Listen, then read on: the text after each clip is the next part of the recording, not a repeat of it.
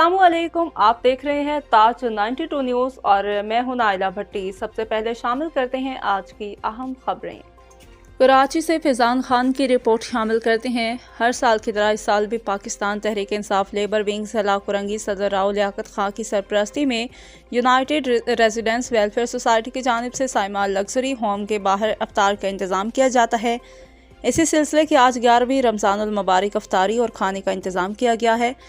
इस मौका पर राव लियाकत अली खान ने कहा कि इफ्तार डिनर का सिलसिला पूरे रमज़ानुल मुबारक जारी रहेगा। माह सयाम का असल मकसद मुस्तहकीन का एहसास करना है। हमें चाहिए कि हम अपने इर्द गिर्द नादार और मुस्तहिक लोगों का ख्याल रखें और उन्हें ज़रूरियात ज़िंदगी मुहैया करें। रमज़ान का मुबारक महीना नेकियां समेटने का है, लिहाजा हमें इससे भरपूर फ़ायदा उठाना चाहिए और हम सब मुसलमानों को चाहिए कि ख़ुद को इस्लामी तालीमात के मुताबिक ढाल लें और एक अच्छा मुसलमान होने का साथ साथ एक अच्छा पाकिस्तानी बनकर मुल्क को तरक्की और खुशहाली की जानिब लेकर चलें।